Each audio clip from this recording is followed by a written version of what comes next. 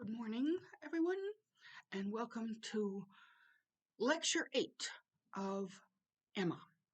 This is our last one, can you believe it?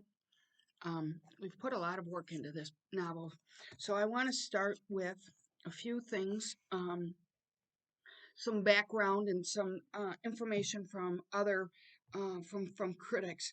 This is entitled Jane Austen: Real and Imagined Worlds by Oliver McDonough. That's what it looks like. He says in a chapter towards chapter 6, he says there are at least two interesting differences between Emma and the rest of Jane Austen's completed work. First, it operates with fewer active, or at any rate fewer speaking characters than any of the other novels. Only 16 of the 90 or so people who appear in the book actually speak directly, and two of these, Mrs. Ford, the proprietress of the draper's shop, and Mrs. Bates, the vicar's widow, contribute no more than a humdrum sentence or two to provide continuity in a particular scene. Isn't that interesting? I found this very interesting because to me the novel seems really crowded. Not in a bad way, obviously. Um, let's see, the fewness of speakers is not immediately apparent. Instead, one gets the impression of a crowded stage. I think the reason for this illusion is that Jane Austen uses reported speech, especially extensively in Emma. At least 35 of the characters who do not actually say anything in the book have their observations reported by one or other of the dozen or so actual participants. I just thought that was a fascinating observation. I didn't realize that as I was going through. A second peculiarity of Emma is contradistinction to any other of Jane Austen's writings is that the entire action is practically confined to a single place. And we observe that early on in the novel, that the town uh, is the focus, is the setting of this novel, and that the criticism against the novel is that it doesn't address other outside influences. But as one critic pointed out to us, the in a small town like this, the French Revolution and other world issues would not have been in the forefront of these people's minds. And therefore, what Austen has created is this realistic version of this society. Um, then he also noted that the social arrangement of the village is, of course, hierarchical. So we know that. Everything about the village is based on hierarchy. The squire is predominant. That's Mr. Knightley. Um, and then after that is the second grade. That's the vicar and former businessmen Weston and Cole. And then after that, we have Mr. Elton. He's third in the social ranking because he takes his office from his clerical offices. He is only formally and superficially a gentleman. The third rank is not so clearly delineated. The novel is not concerned with them so much. Um, so I just thought that that was an interesting background on the information on what we're going to be doing today, which is finishing the novel, as a matter of fact. So let's turn to the novel. Um, we have to go to page 397, and we begin this chapter, which is chapter 13.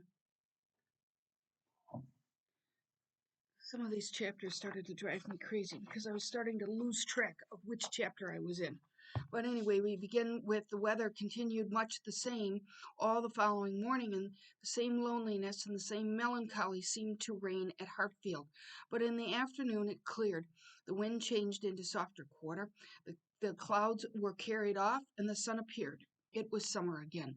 And I don't know you're probably experiencing the same thing that I am. Suddenly, after several days of very strong winds and rain, it's clear. With all the eagerness which such a transition gives, Emma resolved to be out of doors as much as possible. Then, down at the bottom of this page, we again get Emma's point of view. She thought he neither looked nor spoke cheerfully, and the first possible cause for it, suggested by her fears, was that he had perhaps been communicating his plans. Oops, skip a page. Once again, and then on to the next page, communicating to his brother, and was pained by the manner in which they had been received. So they are making observations about Harriet, and Emma, of course, is speculating, as she always does, speculating about people's interior workings, and she's often incorrect. And then the next paragraph, they walked together. He was silent, talking about Mr. Knightley. She thought he was often looking at her and trying for a fuller view of her face than it suited her to give. And this belief, note the language, produced another dread. Perhaps he wanted to speak to her of his attachment to Harriet. She's speculating. And we will find out shortly that he did not want to speak to her of his attachment to Harriet. We have seen over and over that while Harriet is a nice person, she is not as much a thinker as Knightley needs. He said, let's see, she considered, resolved, and trying to smile, began, "You have some news to hear. Now you are back. That will rather surprise you." He says, "Have I?" And he says it's of a wedding. And then towards the bottom of page 398, you probably have been less surprised than any of us, for you have had your suspicions. I have not forgotten that you once tried to give me a caution. I wish I had attended to it, but with a sinking voice and heavy sigh, I seem to have been doomed to blindness. And we begin in this section of the novel to see that Emma is beginning to have truthful insight into herself. Um, Last paragraph on this page. For a moment or two, nothing was said, and she was unsuspicious of having excited any particular interest, till she found her arm drawn within his and pressed against his heart, and heard him thus saying, in a tone of great sensibility, speaking low, "Time, my dearest Emma, time will heal the wound. Your own excellent sense, your exertions for your father's sake, I know you will not allow yourself." Didn't you almost cry? Because he is now revealing his true feelings. Um, um, Third paragraph from the top on page 399. "You are very kind, but you are mistaken, and I must set you right. I am not in want of that sort of compassion. My blindness to what was going on led me to act by them in a way that I must always be ashamed of, and I was very foolishly tempted to say and do many things which may well lay me open to unpleasant conjectures." Gradually, we begin to see that she is self-aware. Instead of these childish speculations, um, she begins to see what her behavior has done. Um, then towards, this is a quarter of the way up on page 399. "He is a disgrace to the name of man, and he is to be rewarded with that sweet young woman.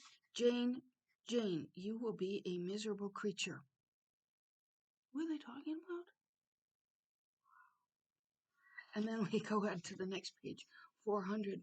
"I have very little to say for my own conduct.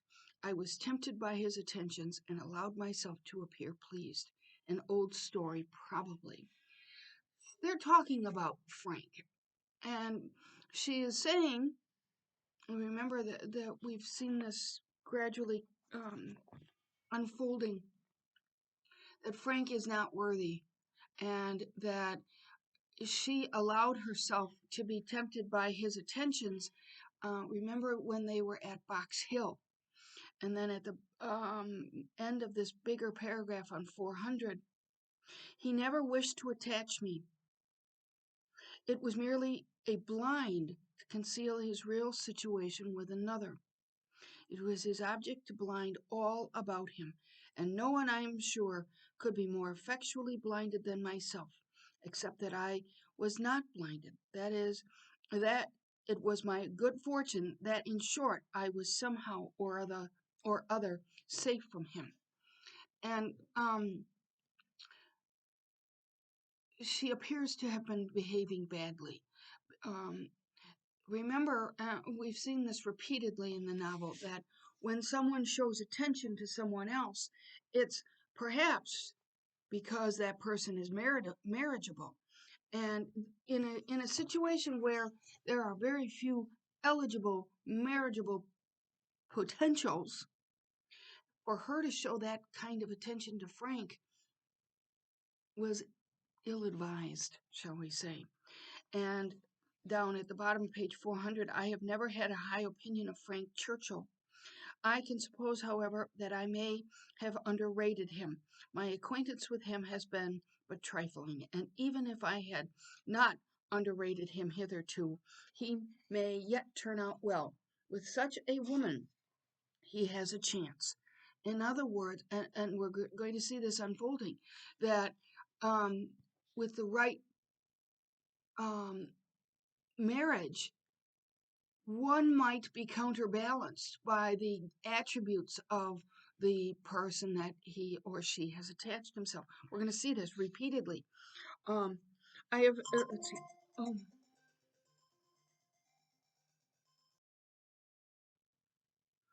Sorry, I forgot to turn the phone off. Okay. Um, all right, we're down at the bottom of page 400. I have no motive for wishing him ill, and for her sake, meaning Jane's, whose happiness will be involved in his good character and conduct, I shall certainly wish him well. So he has,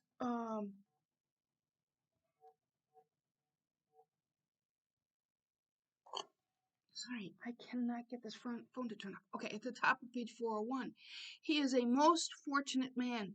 And we think that's probably true because he is attached to Jane, who over and over and over we have seen that she is elegant, that she watches much of what's going on carefully.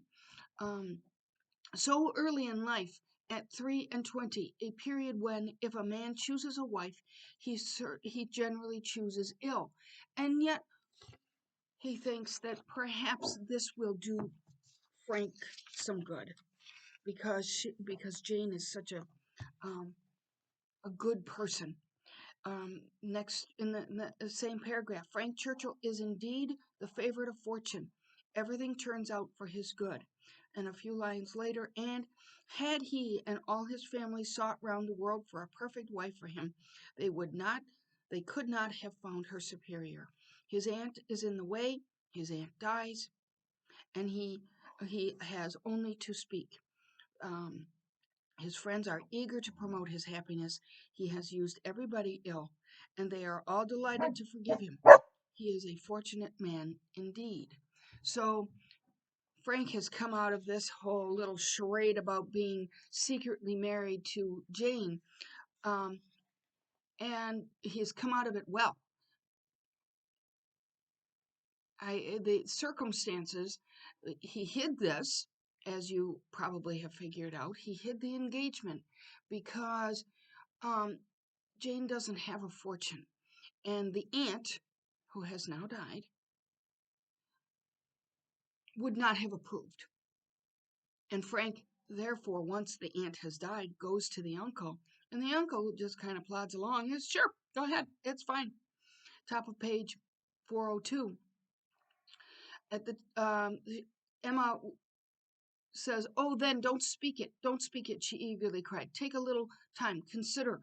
Do not commit yourself." "Thank you," said he. Knightley, in an accent of deep mortification, and not another syllable followed. She misreads the situation, as she typically does. She thinks that all of a sudden he's going to reveal something. Two paragraphs down, Emma could not bear to give him pain. He was wishing to confide in her, perhaps to consult her. Cost her what it would, she would listen. She might assist his resolution or reconcile him to it.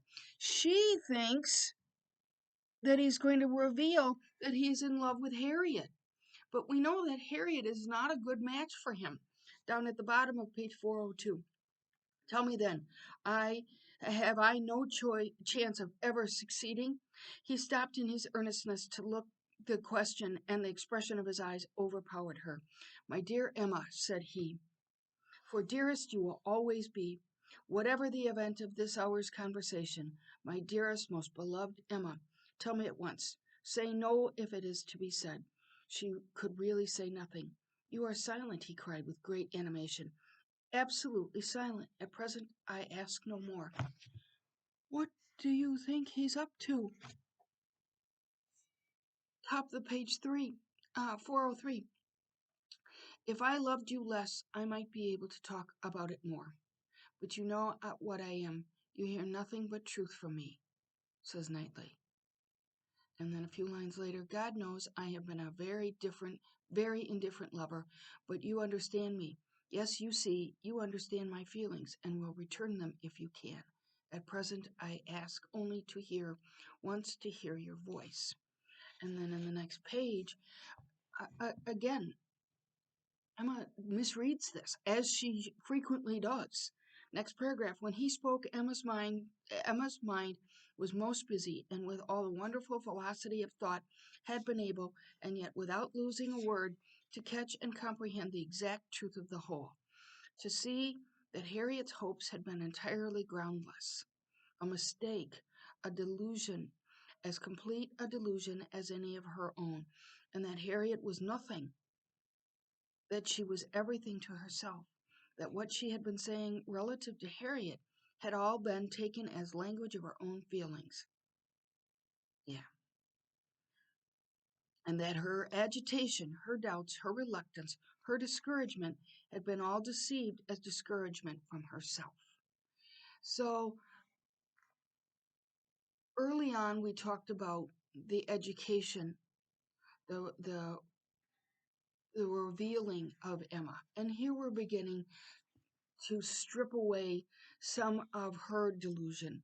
A few lines later, there was time also to rejoice that Harriet's secret had not escaped her, and the resolve that it need not and should not. Remember that this was many paragraphs or many chapters ago that Emma reveals to Frank Church that Emma, thinks that Jane is having an affair with Dixon, the brother-in-law or the husband of the girl that to whom Jane was a companion, and she blabbed it. And here we see that she has learned.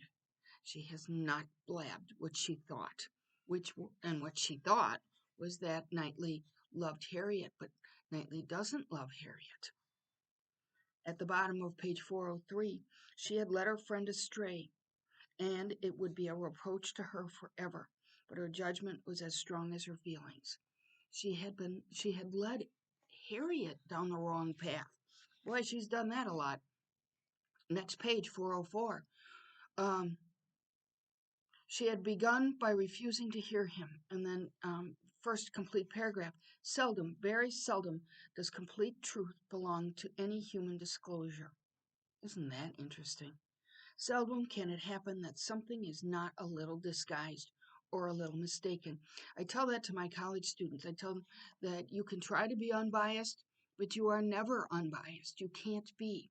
So the premise that a newspaper reporter can reveal just the facts is false. I mean, if you see that between if you watch the news between CNN and MSN, there's always a bias in there.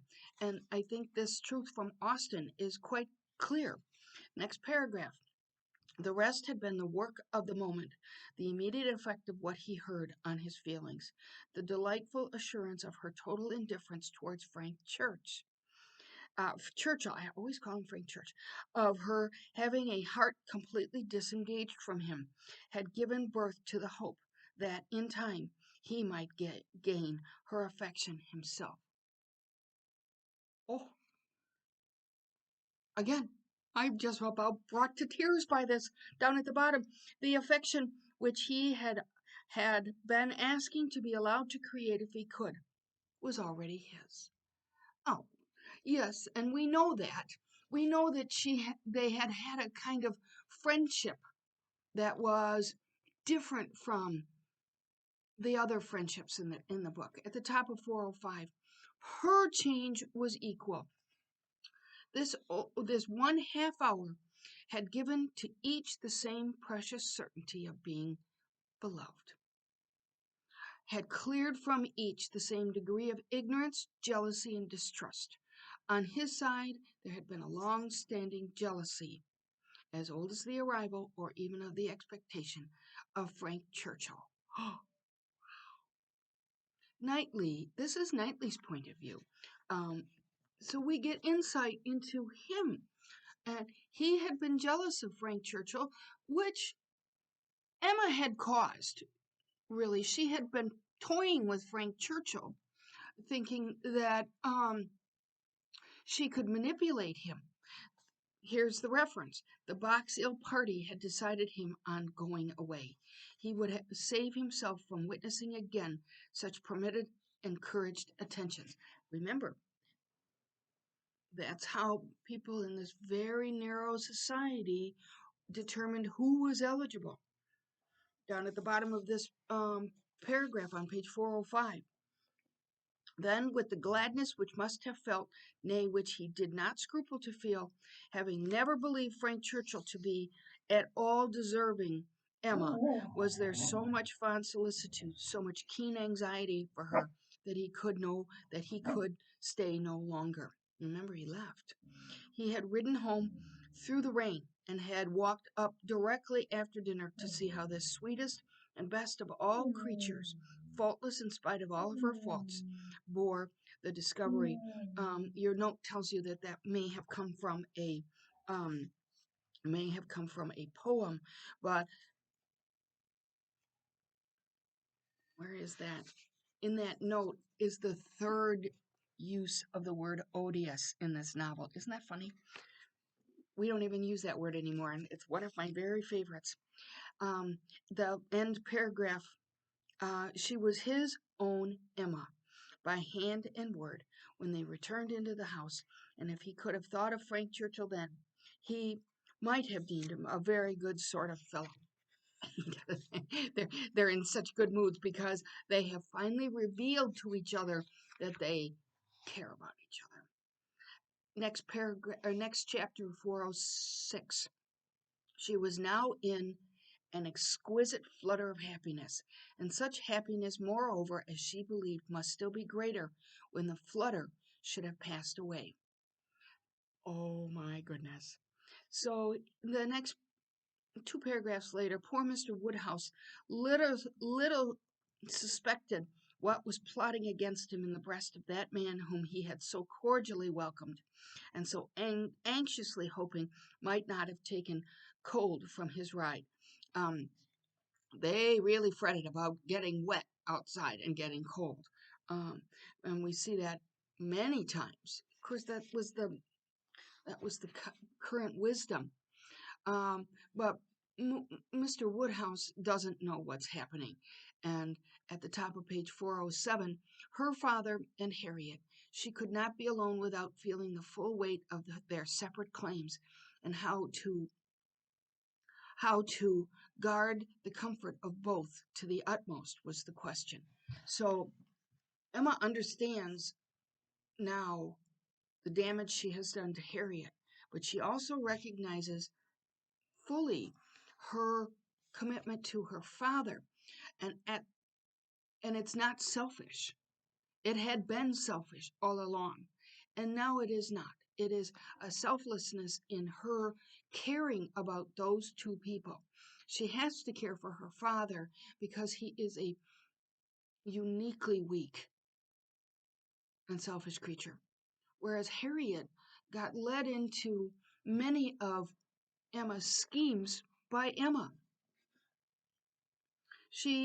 Let's see, while he lived, it must be only an engagement. But she flattered herself that if divested of the danger of drawing her away, it might become an increase of comfort to him.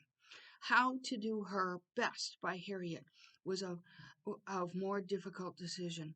How to spare her from unnecessary pain, how to make her any possible atonement, how to appear least her enemy.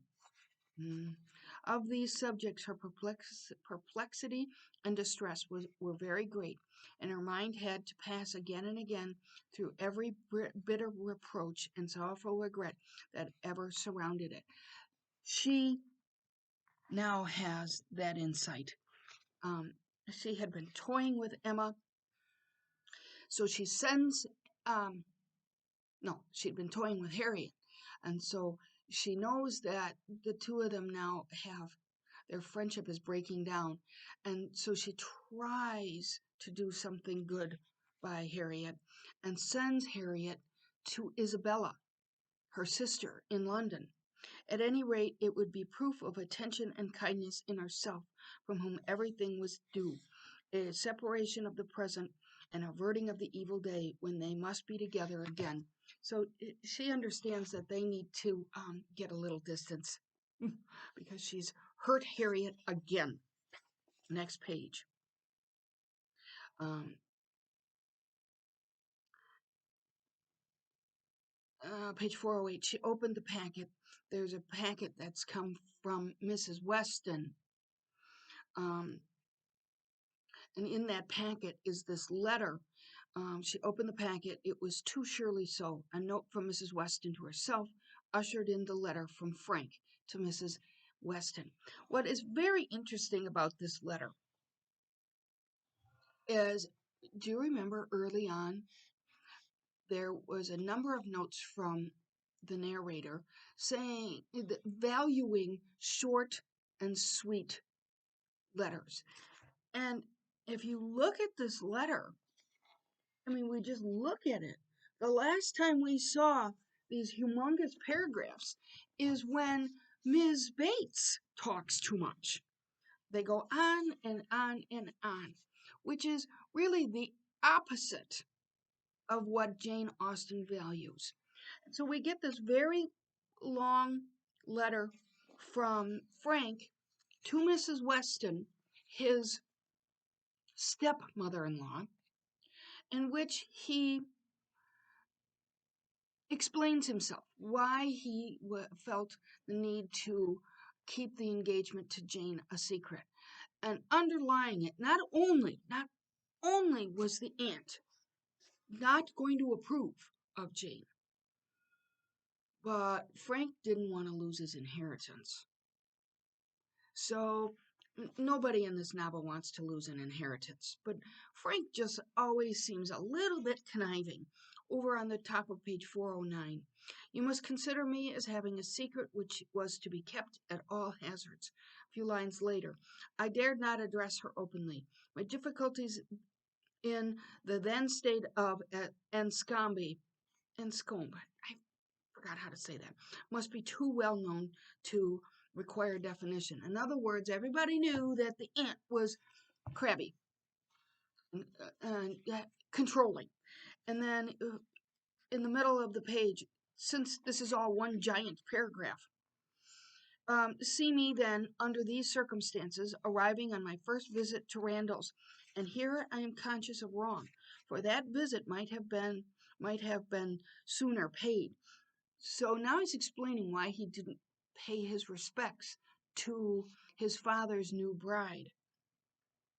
You will look back and see that I did not come until Miss Fairfax was in Highbury, and you were the person slighted. You will forgive me instantly. He's, of course, begging forgiveness for not having come to visit the Westons after their new marriage. And then he mentions Miss Woodhouse, Emma, at the bottom of the page. My behavior to Miss Woodhouse indicated, I believe, more than it ought, in order to assist a concealment so essential to me. And it was essential because Jane is an orphan, and that doesn't put her in a very good place in this society. The aunt would have disapproved it and probably taken the inheritance from him. At the top of page 410, amiable and delightful as Miss Woodhouse is, she never gave me the idea of a young woman likely to be attached, and that she was perfectly free from any tendency to being attached to me was as much my conviction as wish. So here's the opposite point of view of what was going on at the Box Hill event. Emma was flirting with him, and he with her, and he's here now begging off and saying that he didn't mean it. He never thought, and this is probably true, he never thought that he could become attached to Miss Woodhouse because she's too far above him. Um, Then, a few lines later, whether Miss Woodhouse began really to understand me before the expiration of that fortnight, I cannot say. When I called to take leave of her, I remember that I was within a moment of confessing the truth. Emma thought that he was going to um, confess his love for her, Emma, and yet we saw this last week. He was on the verge of confessing that he was secretly engaged to Jane. She may not have surmised the whole, but her quickness must have penetrated a part. So, but no, she didn't get it. And then I hope this history of my conduct towards her will be admitted, her meaning Emma, will be admitted by you and my father as a great extenuation of what you saw amiss. So he's explaining himself.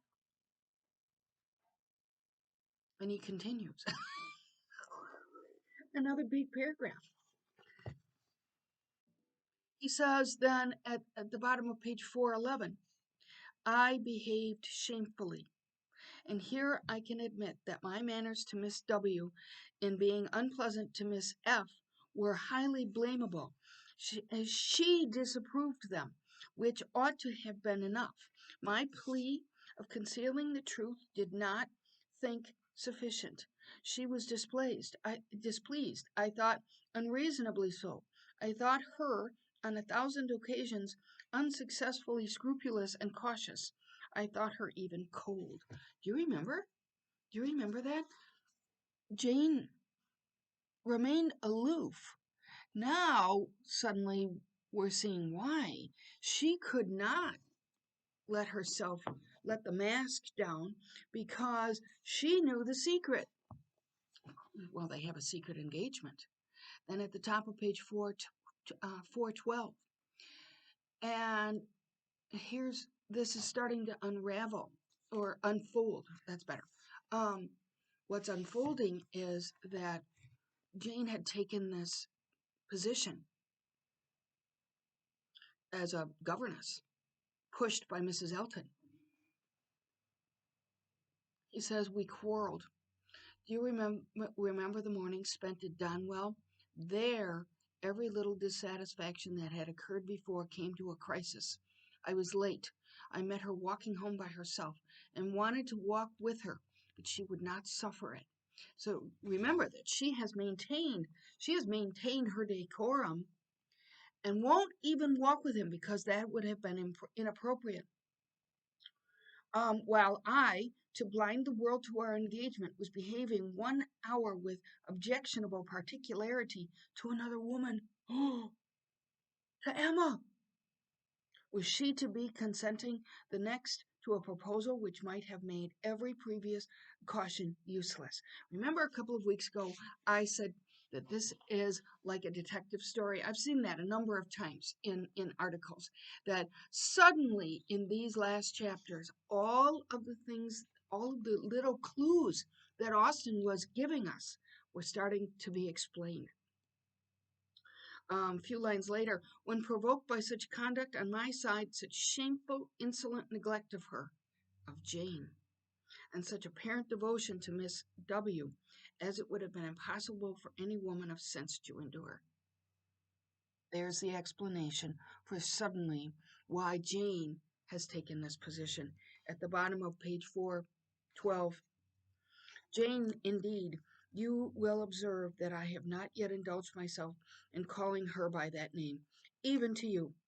Think, then, what I must have endured in hearing it bandied about between the Eltons with all the vulgarity of needless repetition and all the insolence of imaginary superiority. So, this was several paragraphs ago.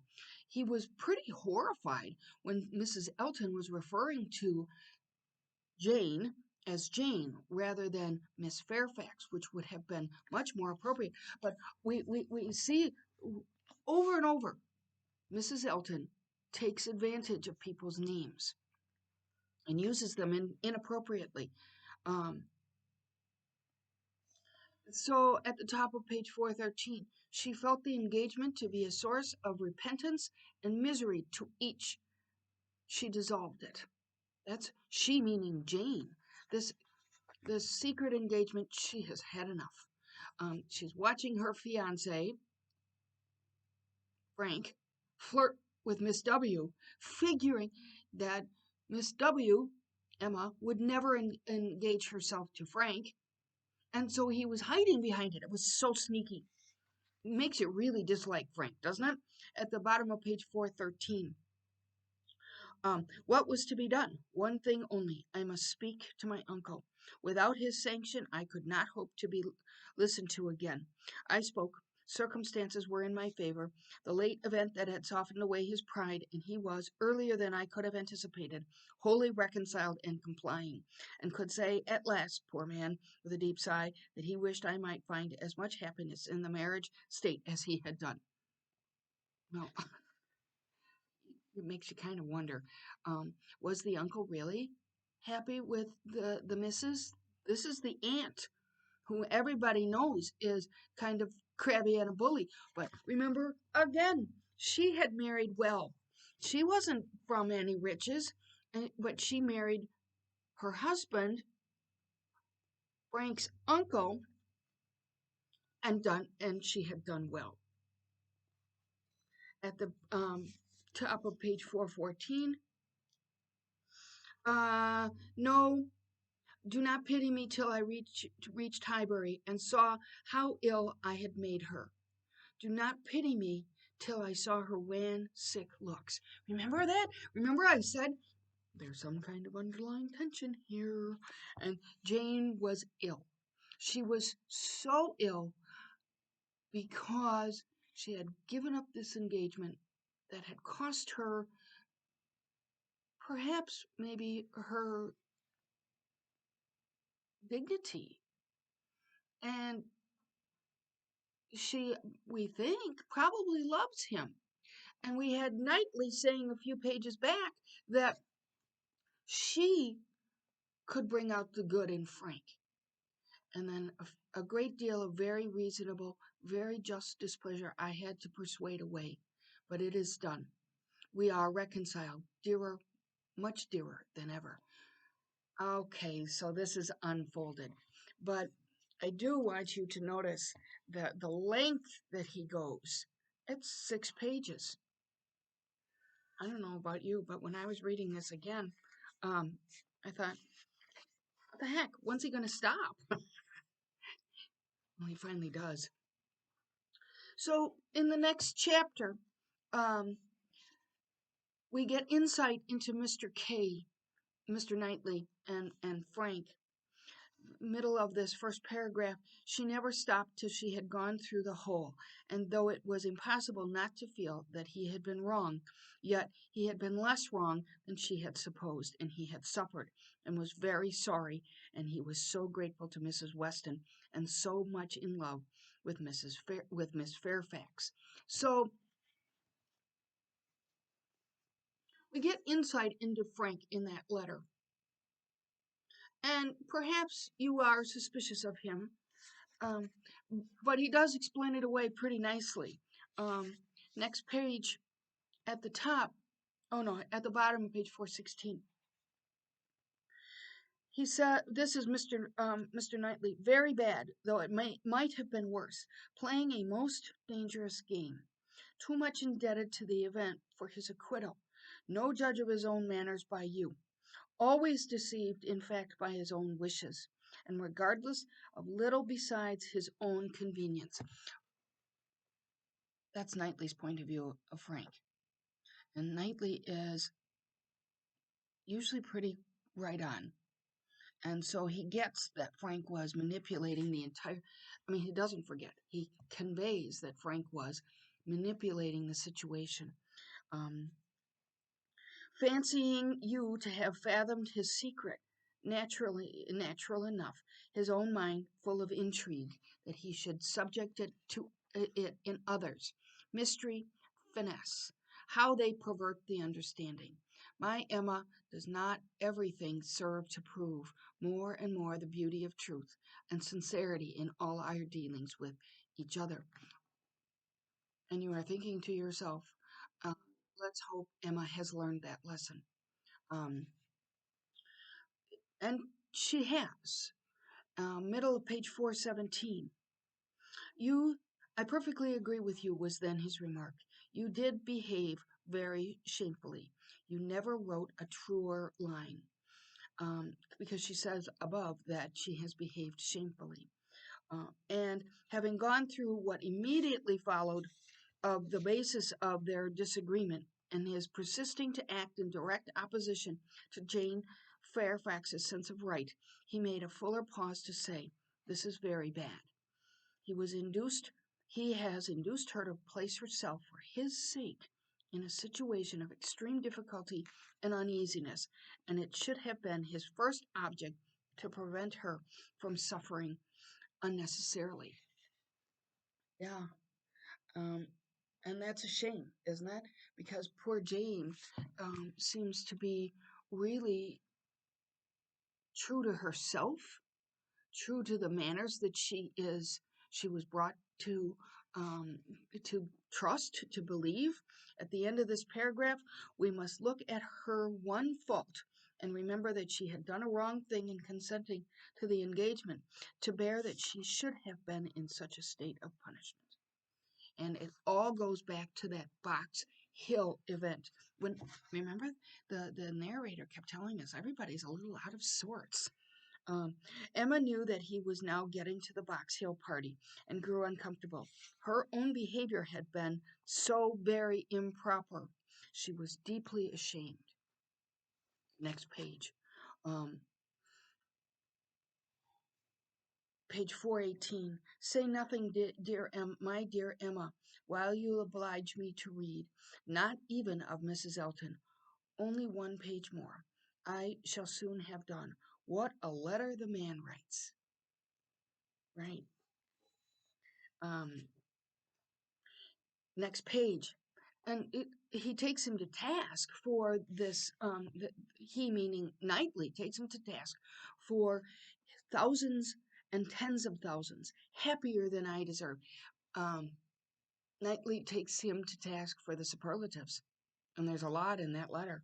At the bottom of page 418, yes, certainly it does. He has had great faults, faults of inconsideration and thoughtlessness. Top of 419, I am very ready to believe his character will improve and acquire from hers the steadiness and delicacy of principle that it wants. Yeah, he's selfish. Um, and he's couching it in that letter with his need for the secrecy. But his need for the secrecy, as we know, was selfish. Page 419, first complete paragraph. The subject followed. It was in plain, unaffected, gentlemanlike English, such as Mr. Knightley used even to the woman he was in love with, how to be able to ask her to marry him. without attacking the happiness of her father. So that is a direct contrast. And Mr. Knightley's speech and his delivery of it in plain English versus the superfluousness in Frank's letter. While her dear father lived, any change of condition must be impossible for her. She could never quit him. And here's where we see how selfish Mr. Woodhouse is. Just painfully selfish. Um, he had been thinking it over, and most deeply, most intensely. He had at first hoped to induce Mr. Woodhouse to remove with her to Donwell. He had wanted to believe it feasible, but his knowledge of Mr. Woodhouse would not suffer him to deceive too long. So Knightley's trying to figure out, how am I going to marry Emma, and what are we going to do about Mr. Woodhouse, who is the consummate hypochondriac. Um, and so what does he figure out? Knightley's going to move into their house. Okay, so that's kind of a violation of the rules, But it's interesting, isn't it? Um, it was that he should be received at Hartfield. That's really radical. That he should move in with her.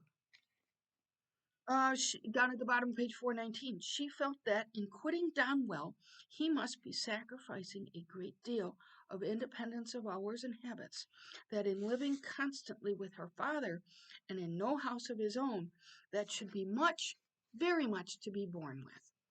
Wow. So that's how selfless Knightley is. He's willing to move into the Woodhouse home in violation of some certain social decorums. Then at the bottom of page 420, she would have been too happy, but for poor Harriet. Every blessing of her own seemed to involve and advance the sufferings of her friend. Yes, she is suddenly, not suddenly, but gradually, she's coming into insight in what she has done to Harriet. At the bottom of this page, in such a party, Harriet would be rather a dead weight than otherwise. But for the poor girl herself, it seemed peculiarly cruel necessity that to be placing her in such a state of unmerited punishment. Poor Emma thinks that Harriet, well, Emma created this, that Harriet was thinking that she was going to marry Knightley. But Emma was delusional because Knightley, this wouldn't have been a good match. Last line of this chapter, it really was too much to hope, even of Harriet, that she could be in love with more than 3 men in a year. That's funny because she's pretty fickle. She just goes from B to B to B, right? Next chapter, second paragraph. It might be only her own consciousness, but it seemed as if an angel only could have been quite without resentment under such a stroke. So, yeah, Harriet, there is some resentment there. At the bottom of this page, 422. Now Emma could indeed enjoy Mr. Knightley's visits. Now she could talk, and she could listen with true happiness, unchecked by that sense of injustice, of guilt, of something most painful, which had haunted her when remembering how disappointed a heart was near her, caused by her. How much might at that moment and at little distance be enduring by the feelings which she had led astray herself. So there's some references here, which I thought was very subtle. She had resolved to defer the disclosure till Mrs. Weston were safe and well from childbirth. And it's interesting, isn't it, that we have seen all along this interest in making sure that people don't get caught in the rain, and of the fear of consumption. And now here are some references to the safety of a mother having born a baby at the top of page 424. Not sure why. Oh, that's not right. Oh, yeah. Okay. Um, There was a consciousness, animation, and warmth. There was everything which her countenance or manner could ever have wanted. She came forward with an offered hand and said in a low but very feeling tone, "This is most kind indeed, Miss Woodhouse." So now that Emma has had this revelation into how deluded she had been, suddenly she can be friends with Jane. And we've heard a number of times um, that Emma was jealous of Jane, and that they couldn't be friends essentially because um, she was jealous of her. And but they should have been friends, because in this very narrow society, you made friends with what was available. Um, and then there's um,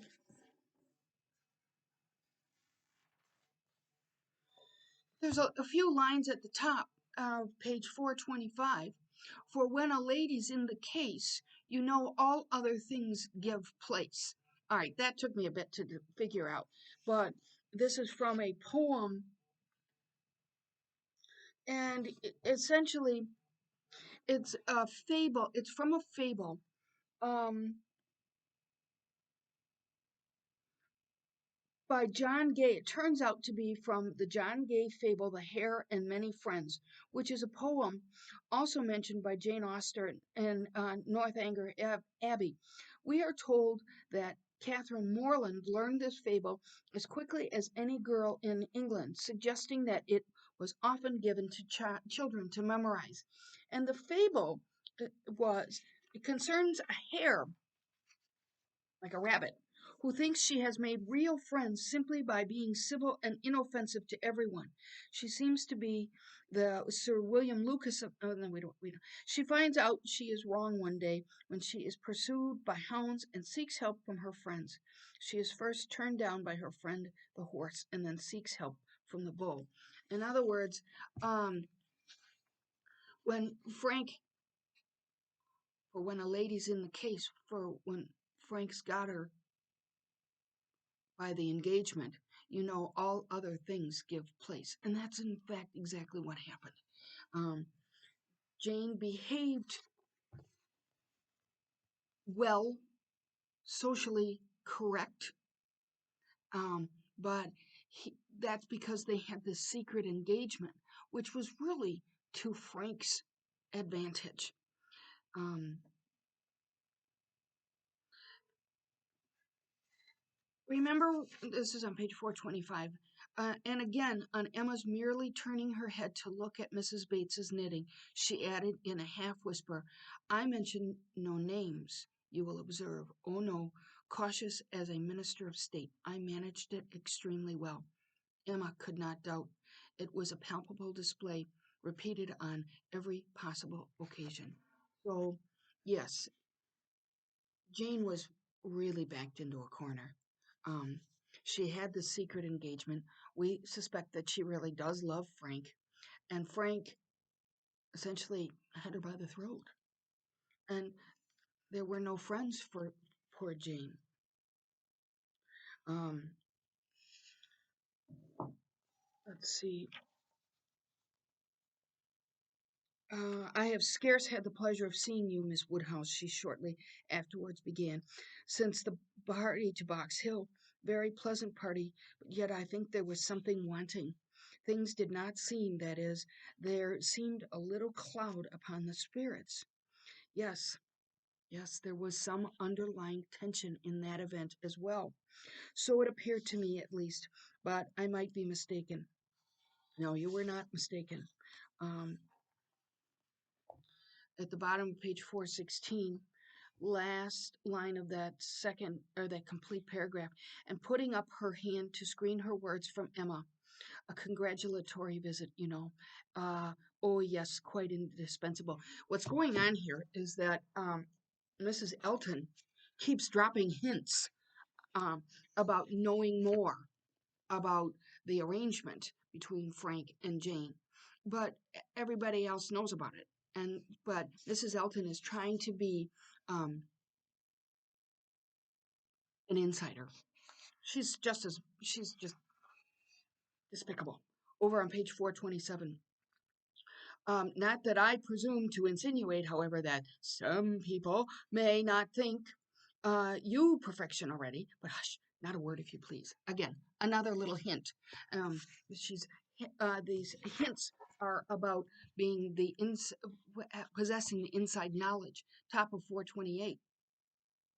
Here have I been sitting this hour, giving these young ladies a sample of true conjugal obedience, for who can say, you know, how soon it may be wanted? Again, another hint. Um, and then, let's see, let's see, over on page 429, what did I write in the margin here? Emma felt that she could not do better than go home directly. In all probability, she was at this very time waited for there, and Mr. Knightley might be preserved from sinking deeper in aggression towards Mr. Elton, if not towards William Larkins. Larkins is the Knightley's steward. Um, so by this time I was starting to be pretty annoyed by Mr. Woodhouse because um, he she always is feeling compelled by Woodhouse's Mr. her father's needs for her.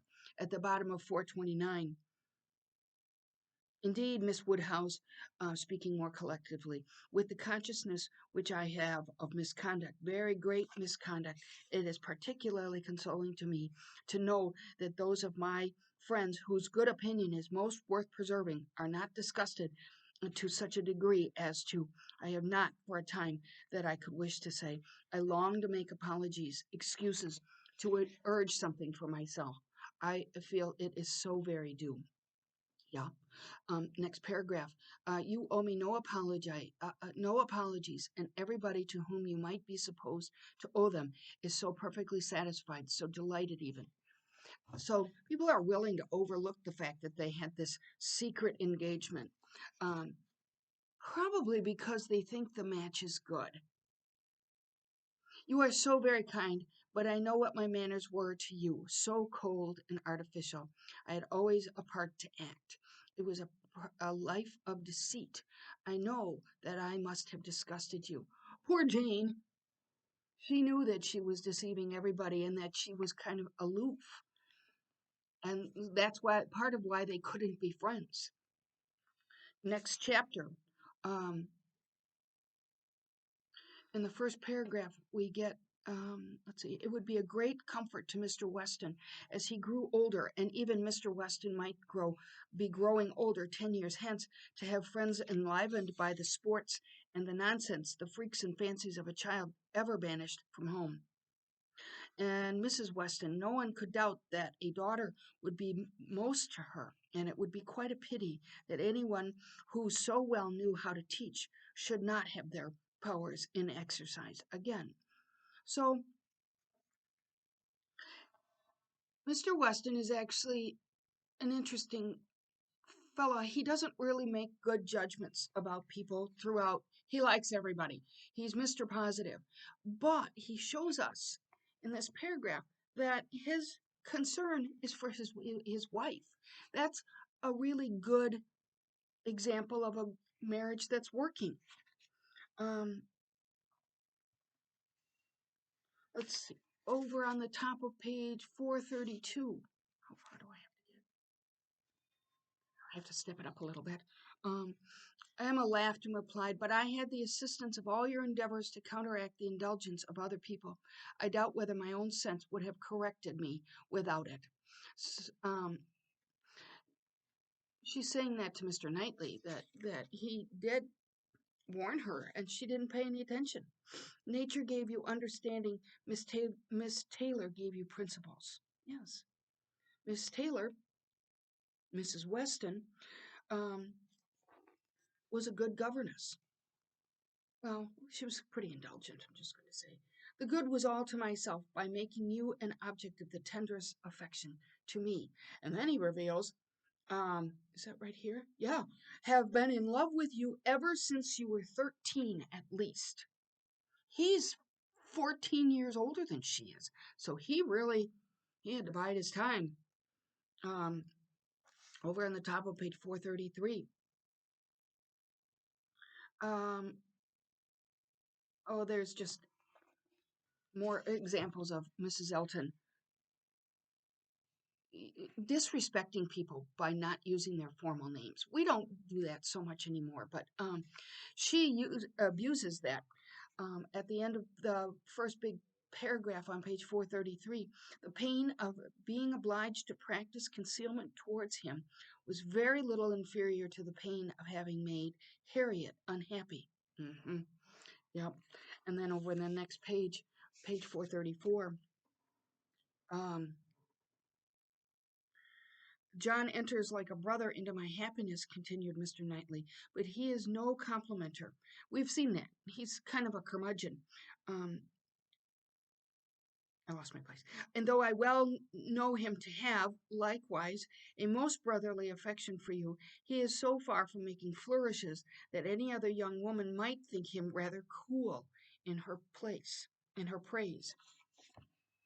He is, um, but again, he's a bit of a curmudgeon, but he has Isabella. That is another good match because Isabella is really um, a gentle soul committed to the children and to her husband.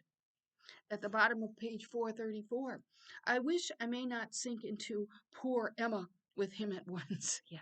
Remember how often he referred to Isabella as poor Isabella and poor Miss Taylor. His tender compassion towards oppressed Worth can go no further. Ah, he cried, I wish your father might be half as easily convinced as John will be of our having every right that equal worth can give to be happy together. Yes, and he's talking about um, their match. And Mr. Woodhouse is going to be reluctant, and we all know that. But here, page 435 to 437, are people's reactions to this match between Emma and Mr. Knightley. But the question becomes how to break it to her father at last. A few lines later, this is 435, she must not take it a more decided subject of misery to him, but a melancholy tone herself. By a melancholy tone, she must not appear to think it a misfortune. So, throughout the novel, we've seen Emma pretty carefully finesse Mr. Woodhouse into believing what she believes. So, she's got to figure out how to break this to Mr. Woodhouse, their engagement to Mr. Woodhouse, without him spinning into depression. Because we remember he hates change. Top of 436. Um, she was not going from Hartfield. She should be always there. She was introducing no change in their numbers or their comforts, but for the better. She was very sure that he would be a great deal the happier for having Mr. Knightley always at hand when he were once got used to the idea. Why could not they go on as they had done before? He's so selfish. At the bottom of page 436. In another year or two, perhaps, it might not be so very bad if the marriage did take place. So she steered him into seeing this as she sees it. At the top of page 437, It seemed as if Emma could not safely have attached herself to any other creature, and that she had herself been the stupidest of beings in not having thought of it and wished it long ago. Yes, and then the last part of this first paragraph. But here there was nothing to be shifted off in wild speculation on the future. It was all right, all open, all equal. No sacrifice on any side worth the name. It was a union of the highest promise of felicity in itself, and without one real, rational difficulty to oppose or delay it. You see how clever that was? On the next page, page 438. In general, it was a very well approved match. Some might think him and others might think her the most in luck. And then there was no serious objection raised except in one habitation, and that's the vicarage. Of course, the Eltons are sneering at it. But Mrs. Elton was very much discomposed. Indeed, poor Knightley, poor fellow. Um, of course, they're crabby about it. But Mrs. Elton was very much discomposed indeed. Poor Knightley, poor fellow. Down at the bottom of the page. No more exploring parties to Donwell made for her. It wasn't really made for her. She just manufactured that. Oh no, there would be a Mrs. Knightley to throw cold water on everything. Extremely disagreeable. She just thinks everybody is doting on her. Next chapter. I have something to tell you, Emma, some news. Good or bad, said she quickly, looking up in his face. Um, and there's another marriage on the horizon. And it's Harriet. Harriet Smith marries Robert Martin. Oh, it just makes you think to yourself, Harriet gets what she needs. Um, all along, Emma had manipulated the situations around Harriet, but Harriet, we think, may have loved Robert Martin after all. 441. It is not that such a circumstance would now make me unhappy, but I cannot believe it. It seems an improbability. You cannot mean to say that Harriet Smith has accepted Robert Martin. You cannot mean that he has even proposed to her again. Yet, you only mean that he intended it. Oh, he's already done it, and Harriet accepted, and he has been accepted. But it doesn't make me unhappy, says Emma. And we do know that this is a solution for Harriet. And really, it solves the problem of, I almost said Maria. What do we do with Maria? From the from the Sound of Music.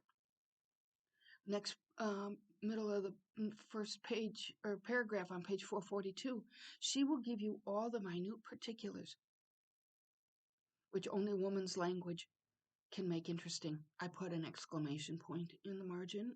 Just excuse me very much. There's always somebody saying stuff like that.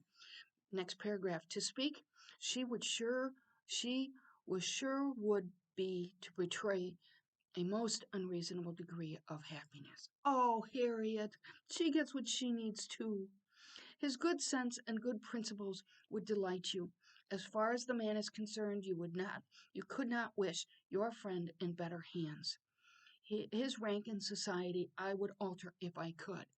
But remember that Knightley told Emma chapters and chapters ago that she shouldn't attempt to elevate Harriet beyond her station. But now she's found the right man. And it's not at Knightley's level, it's 2 levels down. But it's okay, because everybody finds what they need at what he or she needs. At the bottom of page 442, you need not be at any pains to reconcile me to the match. I think Harriet is doing extremely well. Her connection may be worse than his. In respectability of character, um, there can be no doubt that they are. I have been silent from surprise, merely excessive surprise. So Emma has had a kind of education in what she has done to Harriet, and for in a way that can only happen in a really good fiction, is that the problem of Harriet is solved. At the bottom of page 443, um, oh, I always deserve the best treatment, she says, because I never put up with any other, and therefore you must give me a plain, direct answer. Are you quite sure that Harriet has accepted Martin? On the next page, 444, you are materially changed since we talked on this before. I hope so, for at that time I was a fool, and I am changed also, for I now for I am now very willing to grant you all of Harriet's good qualities. I have taken some pains for your sake and for Robert Martin's sake. That's why he was paying attention to her. Remember, uh, Elton at the ball refused to dance with Harriet, poor thing, and Knightley stepped up. But it was at that occasion that Knightley began to give credit to Harriet for her good qualities. Remember, he was a little harsh about her. You must have seen that I did. Sometimes, indeed, I have thought you were half suspecting me of pleading poor Martin's cause, which was never the case. But all, but from all my observations, I am convinced of her being an artless, amiable girl with very good notions, very seriously good principles, and placing her happiness in the affections and utility of domestic life. That's why he was paying so much attention to her. And remember, Harriet mistook that and believed that she had a chance at marrying Knightley. At the bottom of page 444, the joy, the gratitude, the exquisite delight of her sensations may be imagined. The sole grievance and alloy, in this case, and the alloy is being some contradictory uh, force. Uh, so the sole grievance and alloy thus removed in the prospect of Harriet's welfare, she was really in danger of becoming too happy for security. Oh, what a relief, you think. Harriet is taken care of. And the one thing that was upsetting to Emma in her happiness in marrying Knightley was that she had mistreated Harriet. Nothing but that the lessons of her past folly might teach her humility and circumspection in the future. There it is. Put a star in it. She's learned. Um, Now there would be pleasure in her returning. Everything would be a pleasure. It would be a great pleasure to know Robert Martin. Early in the novel, she had been rude about him. She was superior and condescending about Robert Martin. And turns out he's a decent person. At the bottom of page 445. In a half a minute, they were in the room. Emma was extremely glad to see him. But there was a degree of confusion, a number of embarrassing recollections on each side. They met readily, and they meaning Emma and Frank, they met readily and smiling, but with a consciousness which at first allowed little to be said. I have to thank you, Miss Woodhouse, I'm on page 446, for a very kind, forgiving message in one of Mrs. Weston's letters. I hope time has not made you less willing to pardon. I hope you do not retract what you then said. Yeah, he needs to be forgiven. Um, but everybody seems willing to say so. There's a reference in the middle of page 446, but his spirits were soon rising again, and with laughing eyes, after mentioning the expected return of the Campbells, he named the name Dixon. Emma blushed and forbade its being pronounced in her hearing. I can never think of it without extreme shame. Yeah, she was gossiping and bad mouthing Jane to Frank. And Frank knew that it was incorrect. Um, over, see how tidy this is? Austin just sews up all of these things that have been laid as clues in our path. I'm telling you, this book deserves a second reading. You can just start right up again and read it because you will notice all of the clues as you go. On page 447, I do suspect that in the midst of your perplexities at that time, you had very great amusement in tracking us all. I'm sure you had. I'm sure it was a consolation to you. Oh, no, no, no. How can you suspect me of such a thing? I was the most miserable wretch. The top of 448. I think there is a little likeness between us. He bowed. It, if not in our dispositions, she presently added with a look of true sensibility, there's a likeness in our destiny, the destiny which bids fair to connect us with two characters so much superior to our own. Yeah, um, in many regards, that's a true statement because Frank is marrying his better in Jane, and Austin has already told us that he will be a better person for that match. But we also think that Knightley is acting as the better of the pair between Emma and Knightley. Um,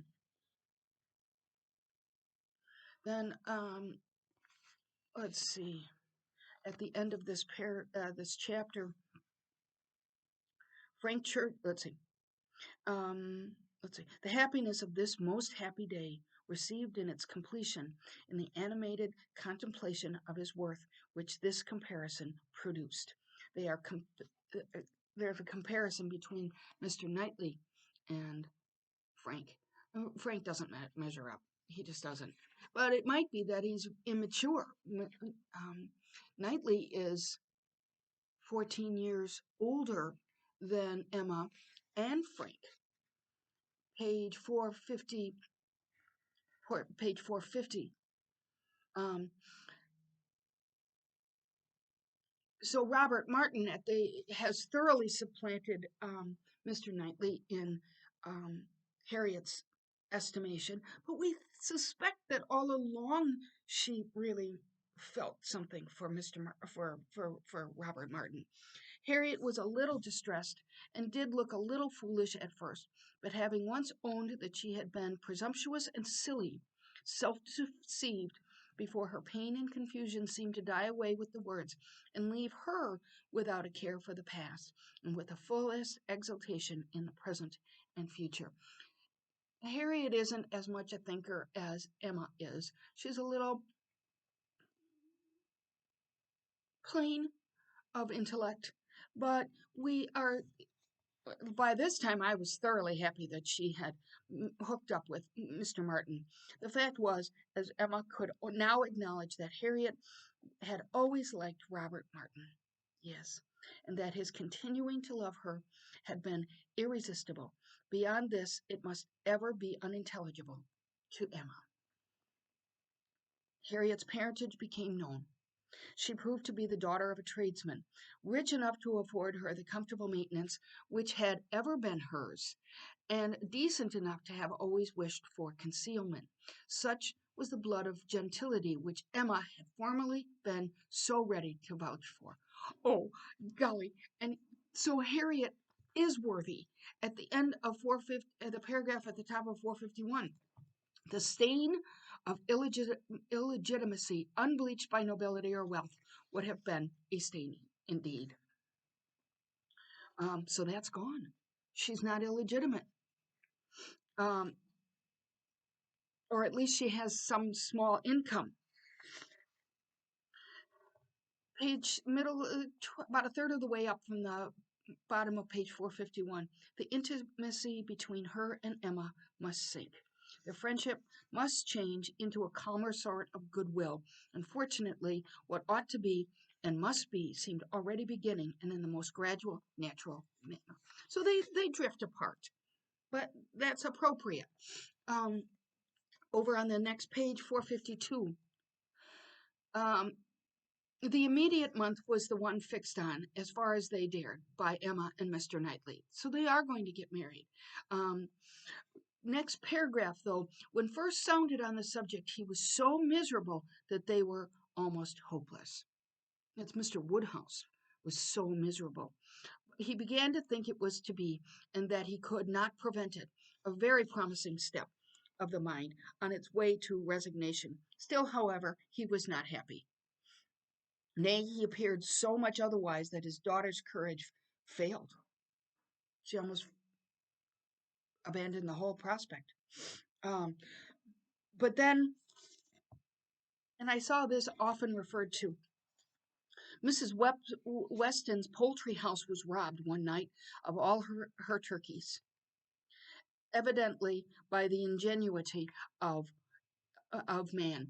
There's a suggestion here that the poultry house was robbed by the gypsies. Remember the gypsies? Other poultry yards in the neighborhood also suffered. Pilfering was housebreaking to Mr. Woodhouse's fears.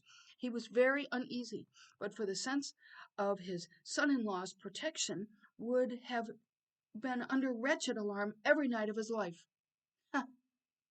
The strength and resolution and presence of mind of the Mr. Knightleys commanded his fullest dependence.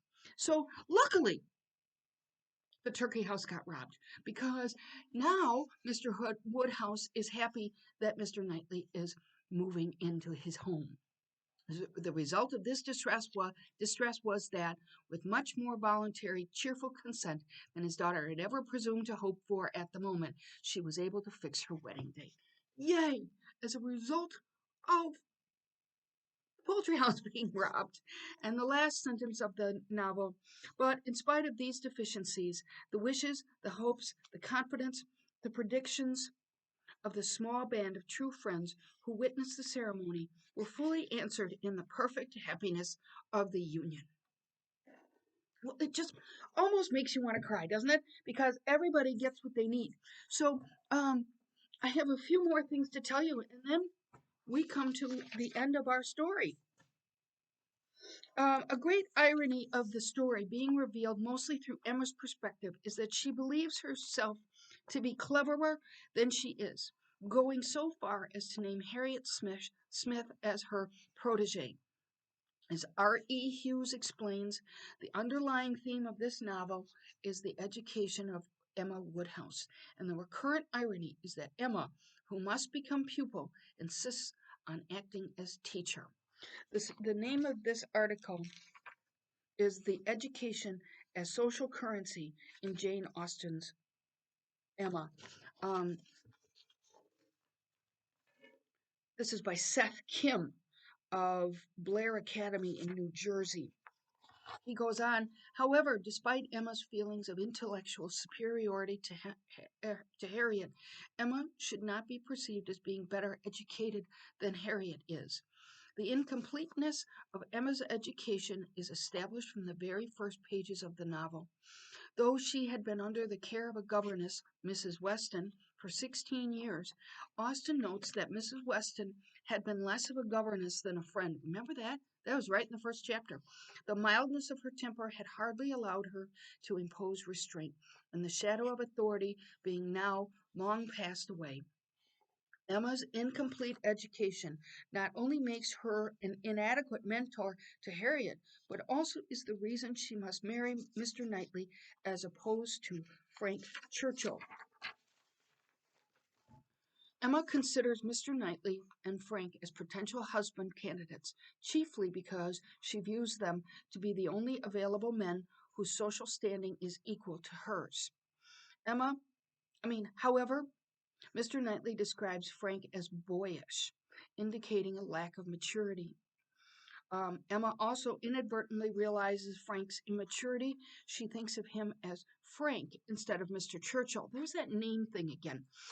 Despite calling the other single men, Mr. Elton and Mr. Knightley, by their formal titles. Thus, he is unsuitable as a match for Emma. Both he and Emma must marry someone who can teach them what they missed. Um, the opportunity to learn early in life. Frank's secret engagement to Jane Fairfax is perfect in this sense.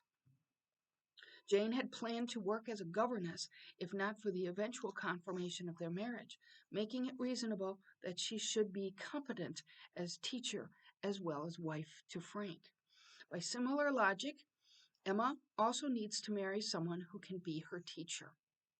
She thus ends up marrying Mr. Knightley, who was one of the few people who could see faults in Emma Woodhouse, and the only one who ever told her of them. Their marriage is meaningful because Emma, in realizing her incompetency in teaching another, Harriet, will finally be receiving the education that she is lacking. Mr. Kim, this author, goes on, her voluntary decision to continue addressing him by the formal Mr. Knightley suggests that Mr. Knightley's role as her teacher trumps his role as her husband and lover. In both marriages, fulfillment of the necessary teacher-pupil relationship is more important than social convention. Jane's social standing is inferior to Frank's. Mr. Knightley breaks convention by choosing to live with the Woodhouses instead of bringing Emma to his home. That such expectations of society in regard to marriage can be overlooked suggests that Austen is prioritizing the need for education over the commonplace societal standards of the time. Isn't that interesting?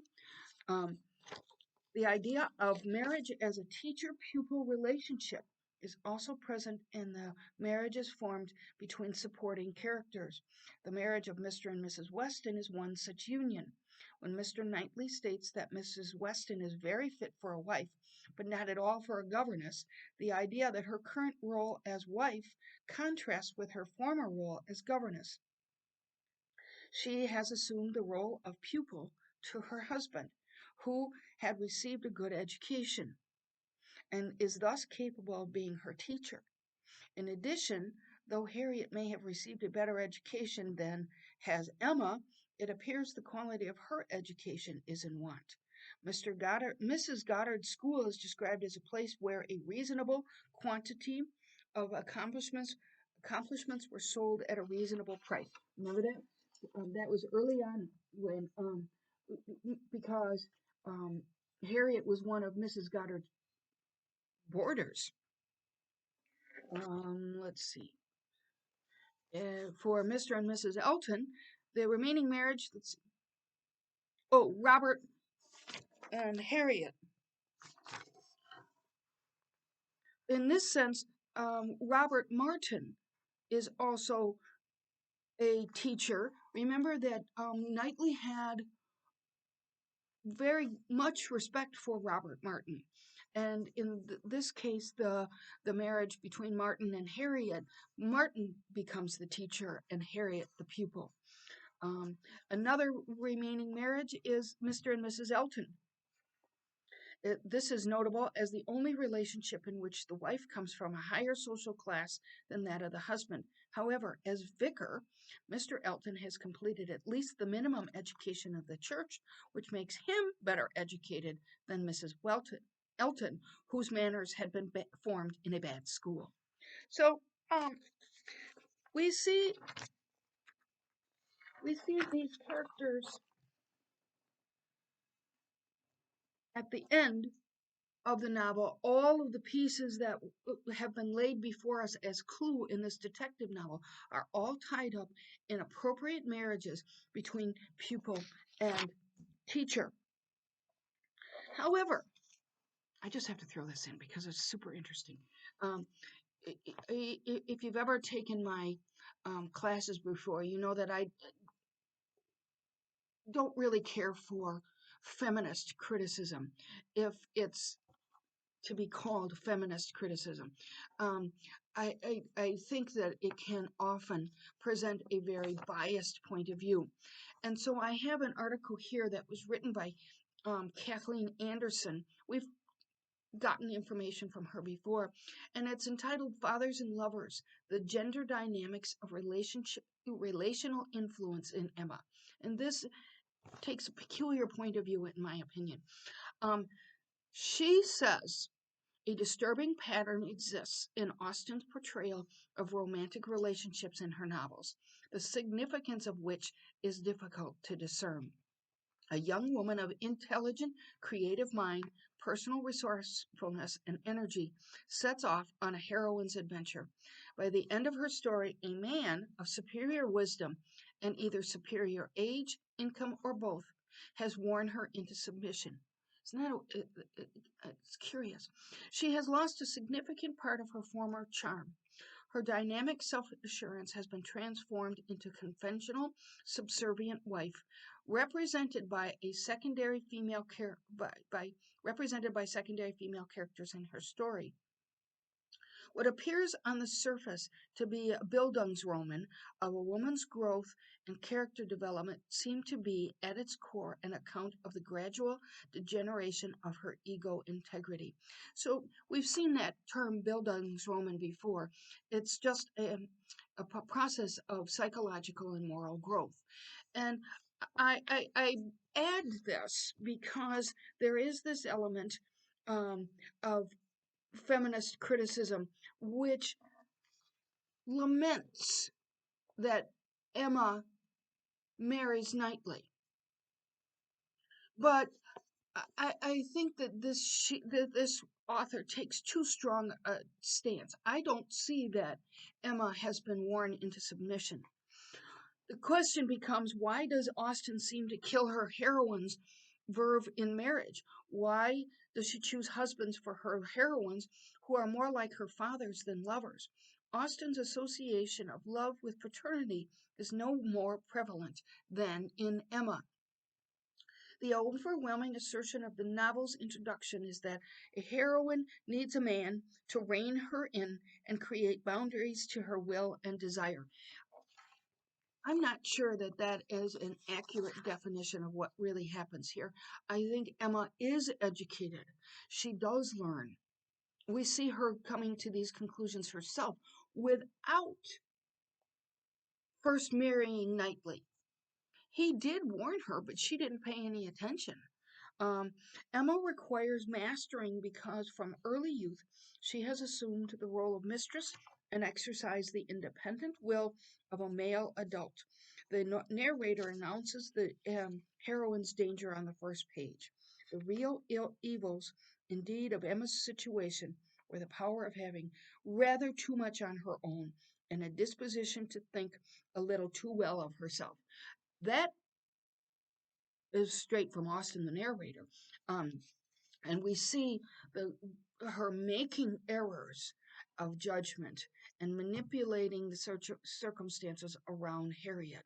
But the process becomes the education of Emma, or the maturation of her.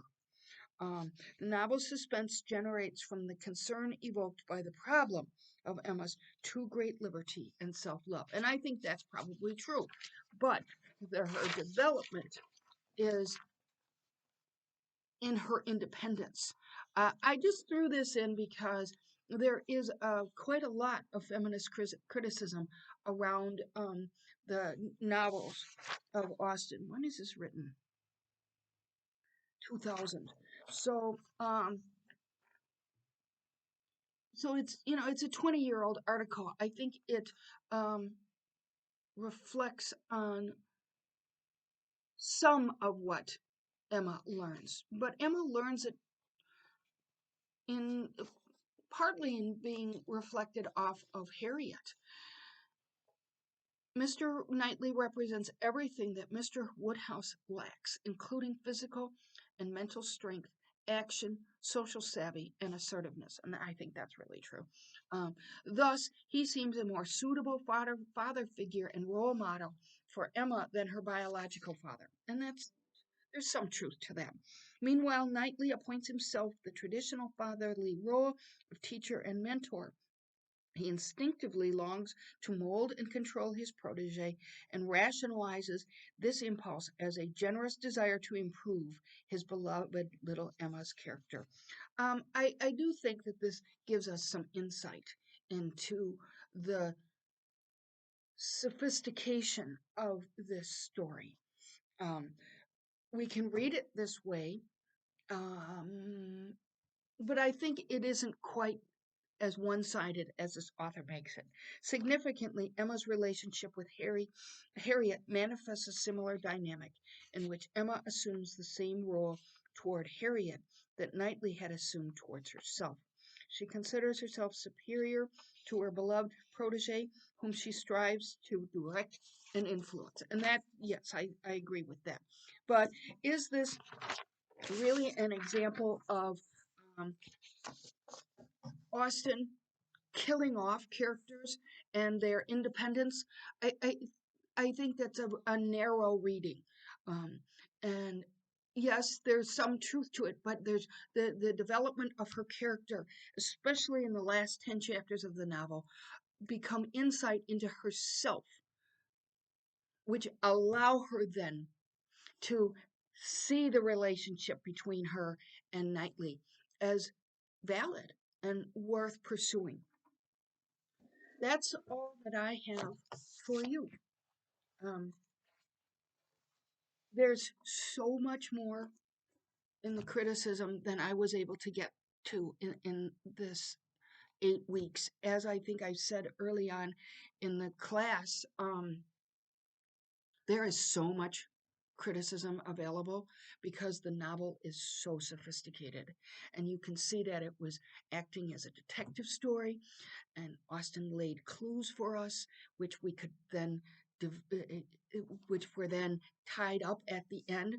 Um, we see the development of the characters and the contrast between character development and a sophisticated intellect like like Emma.